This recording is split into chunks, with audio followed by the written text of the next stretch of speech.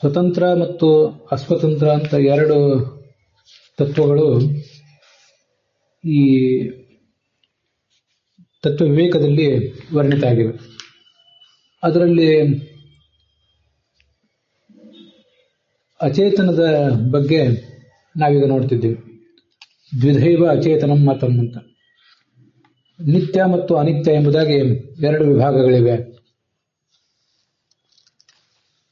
ಅಲ್ಲಿ ನಿತ್ಯವಾದ ಅಚೇತನ ಅಂದ್ರೆ ಯಾವುದು? ಅದನ್ನ ದೇಶ, ಕಾಲ, ಶ್ರುತಿ ಅಂತ ಹೀಗೆ ನಾವು ನೋಡ್ತಾ ಇದ್ದೀವಿ. ಭೂತ, ಇಂದ್ರಿಯ, ಪ್ರಾಣ, ಗುಣ, ಸೂಕ್ಷ್ಮ ರೂಪಂಚ ನಿತ್ಯಕಂ ಅಂತ ಹೀಗೆ ಬಂದಿದೆ. ಕಳೆದ ದಿವಸ ಆ ಪ್ರಾಣ ಅಂದ್ರೆ ಏನು ಅಂತ ಅನ್ನೋದನ್ನ ನಾವೊಂದು ಸ್ವಲ್ಪ ನೋಡಿದ್ವಿ. ಪ್ರಾಣ ಅಂದ್ರೆ ಅಹಂಕಾರದ ಒಂದು ಕಾರ್ಯ ಅಂತ ಜಯತೀರ್ಥರು ಹೇಳಿದ್ದನ್ನು ನೋಡಿದ್ವಿ. ಅದಕ್ಕೆ ವ್ಯಾಸರಾಜರು ಮುಖ್ಯ ಪ್ರಾಣನ ಅಭಿಮಾನಕ್ಕೆ ಪಾತ್ರವಾದ ಒಂದು ಪ್ರಾಣ ಕಲಾ ಅನ್ನುವಂಥದ್ದು ಒಂದು ಅಂತ ಅಭಿಪ್ರಾಯ ಅದಕ್ಕೆ ಹೇಳಿದ್ದಾರೆ. ಶ್ರೀನಿವಾಸ ತೀರ್ಥರು ವಿಷ್ಣು ರಹಸ್ಯದ ಆಧಾರ ಇಟ್ಟುಕೊಂಡು ನಾಸಾದ ದ್ವಾರದಿಂದ ಹೊರಗೆ ಬರುವಂತಹ ಪ್ರಾಣ ಅಂತ ಹೀಗೆ ಅದಕ್ಕೆ ಅರ್ಥ ಹೇಳಿದ್ದಾರೆ. ಅಲ್ಲಿ ಮತ್ತಷ್ಟು ಜಿಜ್ಞಾಸೆ ನಾನು ಮಾಡಬೇಕು ಅಂತ ಪ್ರಯತ್ನ ಪಟ್ಟಿದ್ದೀನಿ. ಗೋವಿಂದಾಚಾರ್ಯ ಹೇಳಿದಂತಹ ಒಂದಿಷ್ಟು ಸಂಗತಿಗಳನ್ನು ಕೂಡ ನೋಡಬೇಕು. ಈ ಪ್ರಾಣ ಅಂದ್ರೆ ಅಹಂಕಾರ ತತ್ವ ಮತ್ತು ಮಹತ್ತತ್ವ ಇವುಗಳು ಅಂತ ಅಭಿಪ್ರಾಯ ಪಡ್ತಾರೆ ಗೋವಿಂದಾಚಾರ್ಯ.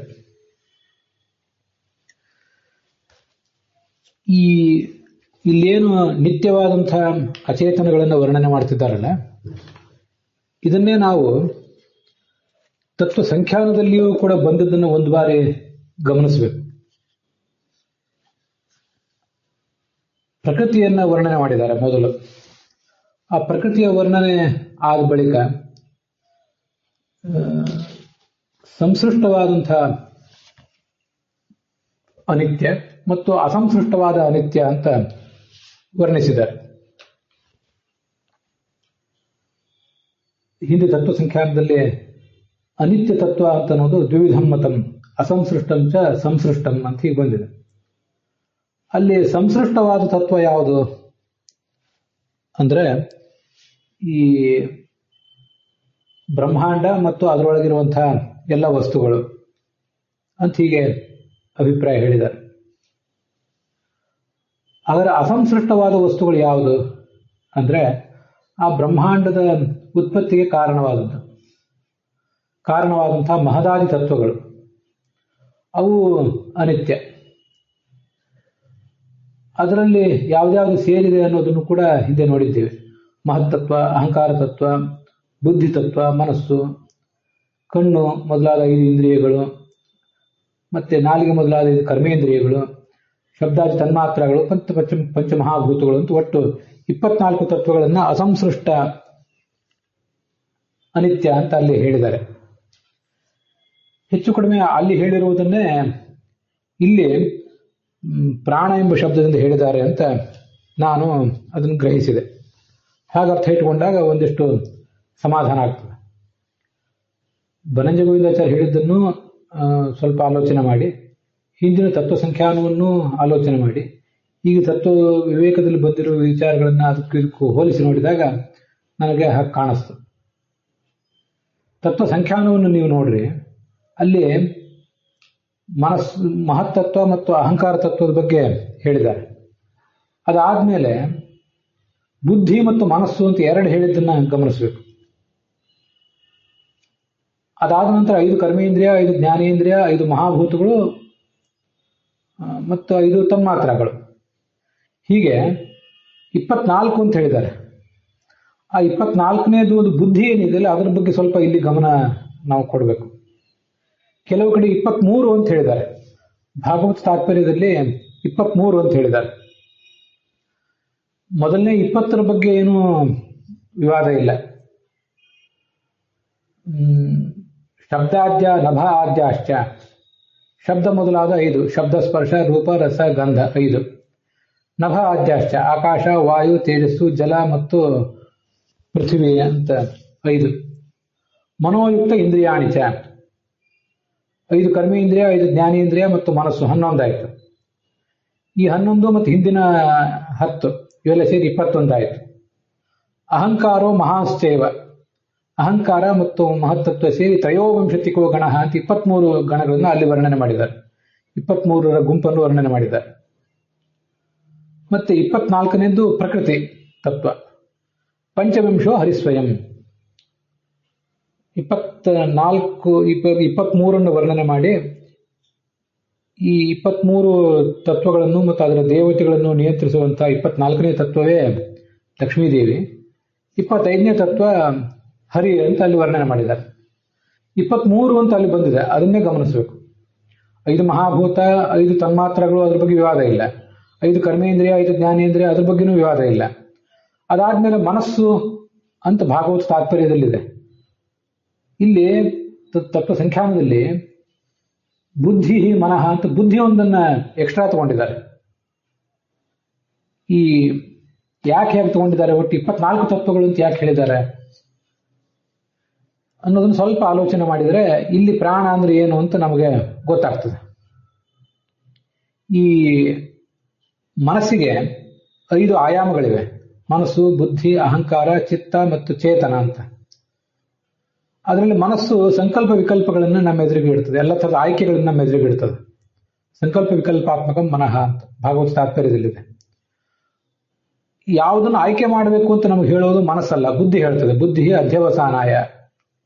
ಆಯ್ಕೆಗಳನ್ನು ಮನಸ್ಸು ಮೊದಲಿಗೆ ನಮ್ಮ ಎದುರಿಗಿಟ್ರೆ ಆ ಆಯ್ಕೆಗಳಲ್ಲಿ ಯಾವುದನ್ನು ಸ್ವೀಕಾರ ಮಾಡಬೇಕು ಅನ್ನೋದನ್ನು ಬುದ್ಧಿ ಹೇಳ್ತದೆ. ಮತ್ತೆ ಅಹಂಕಾರ ಅಂತ ಅನ್ನೋದು ನಮಗೆ ಅಹಂ ಅನ್ನೋ ಪ್ರಜ್ಞೆಯನ್ನು ಮೂಡಿಸ್ತದೆ ಅಂತ ಬರ್ತದೆ. ಅಸ್ಥಿರವಾದ ಸ್ಮರಣೆಯೇ ಚಿತ್ತ, ಸ್ಥಿರವಾದ ಸ್ಮರಣೆಯೇ ಬಹುಸ್ಮರಣ ಶಕ್ತಿಯೇ ಚೇತನ ಅಂತ ಹೀಗೆಲ್ಲ ಭಾಗವತ ತಾತ್ಪರ್ಯದಲ್ಲಿ ಬಂದಿದೆ. ಹೀಗೆ ಮನಸ್ಸಿನ ಆಯಾಮಗಳು ಒಟ್ಟು 5: ಮನಸ್ಸು, ಬುದ್ಧಿ, ಅಹಂಕಾರ, ಚಿತ್ತ ಮತ್ತು ಚೇತನ ಅಂತ. ಅಲ್ಲಿ ಚೇತನ ಅಂತ ಅನ್ನೋದು ಲಕ್ಷ್ಮೀದೇವಿಯಿಂದ ಅಭಿಮನ್ಯಮಾನವಾದ್ದು. ಅದು 23 ಏನಿವೆ ಇದನ್ನು ದಾಟಿದ್ದದು, ಲಕ್ಷ್ಮೀದೇವಿಗೆ ಸಂಬಂಧಪಟ್ಟದ್ದು. 25ನೇವನು ಭಗವಂತ. ಆ ಚೇತನ ಒಂದನ್ನು ಬಿಟ್ರೆ ಮನಸ್ಸಿನ 4 ಆಯಾಮಗಳು ಮನಸ್ಸು, ಬುದ್ಧಿ, ಅಹಂಕಾರ ಮತ್ತು ಚಿತ್ತ, ಇಷ್ಟನ್ನ ಈ ಉಳಿದ ದೇವತೆಗಳು, ಲಕ್ಷ್ಮೀದೇವಿಗಿಂತ ಉಳಿದ ದೇವತೆಗಳು ಬ್ರಹ್ಮ, ರುದ್ರ ಮೊದಲಾದವರು ತಮ್ಮ ಹತೋಟಿಯಲ್ಲಿ ಇಟ್ಕೊಂಡಿದ್ದಾರೆ. ಆದ್ರಿಂದಲೇ ಚೇತನವನ್ನು ಬಿಡಬೇಕು ಅಂತ ನಾನು ಹೇಳಿದ್ದೆ. ತತ್ವ ಸಂಖ್ಯಾನದಲ್ಲಿ ಮನಸ್ಸು ಮತ್ತು ಬುದ್ಧಿ ಅಂತ 2 ಬಂದಿದೆ. ಇಲ್ಲಿ ಈಗ ನಾವು ನೋಡ್ತಿರುವ ತತ್ವ ವಿವೇಕದಲ್ಲಿ ಪ್ರಾಣ ಎಂಬ ಶಬ್ದದಿಂದ ಈ ಅಹಂಕಾರ ತತ್ವ ಮತ್ತು ಮಹತ್ತತ್ವ ಇದನ್ನು ಇಟ್ಕೋಬೇಕು ಅಂತ ಗೋವಿಂದಾಚಾರ್ಯರು ಅಭಿಪ್ರಾಯ ಪಟ್ಟಿದ್ದಾರೆ. ಅವರೇ ಹೇಳಿರುವಂತೆ ಇಲ್ಲಿ ತತ್ವ ವಿವೇಕದಲ್ಲಿ ಬಂದಿರುವಂತಹ ಈ ಪ್ರಾಣ ಎಂಬ ಶಬ್ದಕ್ಕೆ ಒಬ್ಬೊಬ್ಬ ವ್ಯಾಖ್ಯಾನಕಾರರು ಒಂದೊಂದು ರೀತಿ ವ್ಯಾಖ್ಯಾನ ಮಾಡಿದ್ದಾರೆ. ಎಲ್ಲ ವ್ಯಾಖ್ಯಾನಕಾರರಲ್ಲೂ ಸಮಾನವಾದ ಅಭಿಪ್ರಾಯ ಏನು ಕಾಣಿಸೋದಿಲ್ಲ, ಅದನ್ನ ಅವರೇ ಹೇಳ್ತಾರೆ. ಅದರಲ್ಲಿ ಇದೊಂದು ತಕ್ಕ ಮಟ್ಟಿನ ಅಭಿಪ್ರಾಯ ನಾವು ತಿಳ್ಕೊಳ್ಬೇಕಾದದ್ದು. ಅಹಂಕಾರ ತತ್ವ ಮತ್ತು ಮಹತ್ತತ್ವ ಅಂತ. ಈಗ ನಾವೇನು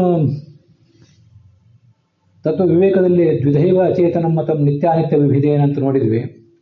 ಅಲ್ಲಿ ದೇಶ, ಕಾಲ ಮತ್ತು ಶ್ರುತಿ ಇಷ್ಟಾದ ಮೇಲೆ ಅದನ್ನು ಬಿಟ್ಟು ಬಿಡೋಣ. ಭೂತೇಂದ್ರಿಯ ಪ್ರಾಣ ಗುಣ ಅಂತ ಹೀಗೆಲ್ಲ ಬಂದಿದೆ. ಆ ಭೂತೇಂದ್ರಿಯ ಪ್ರಾಣ ಗುಣ ಅಂತನ್ನೋದನ್ನ ಅಲ್ಲಿ ಜಯತೀರ್ಥರು ವ್ಯಾಖ್ಯಾನ ಮಾಡಿದ್ದನ್ನು ಕೂಡ ಕಳೆದ ದಿವಸ ನೋಡಿದ್ವಿ. ಭೂತಾನಿ ಅಂದ್ರೆ ಆಕಾಶ ಮೊದಲಾದ 5, ಇಂದ್ರಿಯಗಳು 11 ಅಂತ ಹೇಳಿದ್ದಾರೆ. ಇಂದ್ರಿಯಾಣಿ ಏಕಾದಶ ಅಂತ ಹೇಳಿದ್ದಾರೆ ಜಯತೀರ್ಥರು ತತ್ವ ವಿವೇಕದಲ್ಲಿ. ತತ್ವ ಸಂಖ್ಯಾನದಲ್ಲಿ 12 ಅಂತ, ಬುದ್ಧಿ ಒಂದನ್ನು ಸೇರಿಸಿ 12 ಅಂತ ಹೇಳಿದ್ದಾರೆ. ಇದೇ ವ್ಯತ್ಯಾಸ ಆಗಲಿಕ್ಕೆ ಕಾರಣ. ಮತ್ತೆ ಪ್ರಾಣ ಅಂದ್ರೆ ಅಹಂಕಾರದ ಕಾರ್ಯ ಅಂತ ಹೀಗೆ ಜಯತೀರ್ಥರು ತತ್ವ ವಿವೇಕದಲ್ಲಿ ಹೇಳಿದ್ದಾರೆ. ತತ್ವ ಸಂಖ್ಯಾನದಲ್ಲಿ ಮನಸ್ಸು, ಅದನ್ನು ಹೇಳಿದ್ದಲ್ಲದೇನೆ ಬುದ್ಧಿ ಅಂತ ಒಂದು ಏನು ಹೇಳಿದ್ದಾರೆ ಪ್ರತ್ಯೇಕವಾಗಿ, ಆ ಬುದ್ಧಿ ಮತ್ತು ಚಿತ್ತ, ಮನಸ್ಸು, ಬುದ್ಧಿ, ಅಹಂಕಾರ, ಚಿತ್ತ, ಈ ನಾಲ್ಕನ್ನು ಒಳಗೊಳ್ಬೇಕು. ಚೇತನವನ್ನು ಒಳಗೊಳ್ಳೋದು ಬೇಡ. ಅದು ಏನು ಈ ಪ್ರಕೃತಿ ಇದೆ, ಒಟ್ಟಾರೆ ಈ ಆಡಳಿತಕ್ಕೆ ಒಳಪಟ್ಟ ಒಂದು ಭಾಗ ಇದೆ, ಇದನ್ನು ಮೀರಿದ್ದದು ಚೇತನ ಅನ್ನೋದು, ಲಕ್ಷ್ಮೀದೇವಿಗೆ ಸಂಬಂಧಪಟ್ಟದ್ದು. ಆದ್ರಿಂದ ಅದನ್ನು ಇಟ್ಕೊಳ್ಳೋದು ಬೇಡ. ಮನಸ್ಸಿಗೆ ಸಂಬಂಧಪಟ್ಟ ನಾಲ್ಕನ್ನ ಹೇಳಬೇಕು. ಆ ನಾಲ್ಕನ್ನ ಮನಸ್ಸು, ಬುದ್ಧಿ ಅಂತ ಎರಡನ್ನ ತತ್ವ ಸಂಖ್ಯಾನದಲ್ಲಿ ಹೇಳಿದ್ದಾರೆ. ಇಲ್ಲಿ ಈಗ ಇಂದ್ರಿಯಾಣಿ ಏಕಾದಶ ಅಂತ ಏನು ಹೇಳಿದಾರಲ್ಲ, ಭೂತ ಇಂದ್ರಿಯ ಪ್ರಾಣಗುಣ ಅಂತ. ಇಂದ್ರಿಯ ಅಂದ್ರೆ ಏಕಾದಶಿ ಇಂದ್ರಿಯಗಳು ಅಂತ. ಹಾಗಾದ್ರೆ ಪ್ರಾಣ ಎಂಬ ಶಬ್ದದಿಂದ ಆ ಬುದ್ಧಿ, ಅಹಂಕಾರ ಮತ್ತು ಚಿತ್ತ ಇವುಗಳನ್ನ ಇಟ್ಕೊಳ್ಬೇಕು ಅಂತ ಅಭಿಪ್ರಾಯ ಕಾಣಿಸ್ತದೆ. ಇಂದ್ರಿಯಾಣಿ ಏಕಾದಶ ಅಂತ ಜಯತೀರ್ಥರ ಮಾತೇನಿದೆ, ಅಲ್ಲಿ ಮನಸ್ಸು ಅಂತ ಒಂದಂತೂ ಬಂದೇ ಇದೆ. 5 ಕರ್ಮೇಂದ್ರಿಯ, 5 ಜ್ಞಾನೇಂದ್ರಿಯ. ಅದರಲ್ಲಿ ಮನಸ್ಸಿದೆ. ಆ ಮನಸ್ಸು ಬುದ್ಧಿಯನ್ನು ಸೇರಿಸ್ಕೊಂಡಿದೆ. ಹಾಗಾಗಿ ಇಂದ್ರಿಯ ಅಂದ್ರೆ ಏಕಾದಶ ಬದಲು 12 ಅಂತ ಇಟ್ಕೊಳ್ಳೋಣ. ಇನ್ನು ಪ್ರಾಣ ಎಂಬ ಶಬ್ದ ಅಹಂಕಾರವನ್ನು ಮತ್ತೆ ಮಹತ್ತತ್ವವನ್ನು ಹೇಳ್ತದೆ. ಹೀಗೆ ಭೂತೇಂದ್ರಿಯ ಪ್ರಾಣಗುಣ ಸೂಕ್ಷ್ಮ ರೂಪಂಚ ನಿತ್ಯಕಂ ಅಂತೇನು ತತ್ವ ವಿವೇಕದ ಶ್ಲೋಕ ಇದೆ. ಅಲ್ಲಿ ಭೂತೇಂದ್ರಿಯ ಅಂತ ಅನ್ನೋದು, ಭೂತ ಅಂದ್ರೆ 5 ಮಹಾಭೂತಗಳು, ಇಂದ್ರಿಯ ಅಂದ್ರೆ 11 ಅಲ್ಲ 12 ಇಂದ್ರಿಯಗಳನ್ನು ಇಟ್ಕೊಳ್ಳೋಣ. ಹಿಂದೆ ಹೇಳಿದ ಬುದ್ಧಿ ತತ್ವವನ್ನು ಸೇರಿಸಿ ಏಕಾದಶಿ ಏಕಾದಶಿ ಅಂತ ಹೇಳಿದರೆ ಅದು 12 ಅಂತ ಇಟ್ಕೊಳ್ಳೋಣ. ಪ್ರಾಣ ಎಂಬ ಶಬ್ದದಿಂದ ಅಹಂಕಾರ ಮತ್ತು ಚಿತ್ತವನ್ನು ಇಟ್ಕೊಳ್ಳೋಣ. ಇಷ್ಟಾದ್ಮೇಲೆ ಅಲ್ಲಿ ಗುಣಗಳು ಅಂತ ಬಂದಿದೆ. ಗುಣಗಳು ಅಂದ್ರೆ ಈ ಸತ್ವ, ರಜಸ್ಸು, ತಮಸ್ಸು ಅನ್ನೋ ಗುಣಗಳು. ಮಾತ್ರಗಳು ಅಂದ್ರೆ ಪಂಚತನ್ಮಾತ್ರಗಳು. ಇದೆಲ್ಲ ಅಲ್ಲಿ ಬಂದಿದೆ. ಇವುಗಳೆಲ್ಲದರ ಸೂಕ್ಷ್ಮಾವಸ್ಥೆ ಅಂತ ಅನ್ನೋದು ನಿತ್ಯವಾದದ್ದು. ಭೂತೇಂದ್ರಿಯ ಪ್ರಾಣಗುಣ ಸೂಕ್ಷ್ಮ ರೂಪಂಚ ನಿತ್ಯಕಂ ಅಂತ ಹೀಗೊಂದು ಅಭಿಪ್ರಾಯ ಆಗ್ತದೆ. ನಿನ್ನೆ ಒಂದಿಷ್ಟು ಪ್ರಾಣದ ಬಗ್ಗೆ ಹೇಳಿದ್ದೇನೆ. ಇವತ್ತು ಪ್ರಾಣದ ಬಗ್ಗೆ ಮತ್ತಷ್ಟು ನನಗೆ ಗಮನಕ್ಕೆ ಬಂದದನ್ನು ಹೇಳಿದ್ದೇನೆ.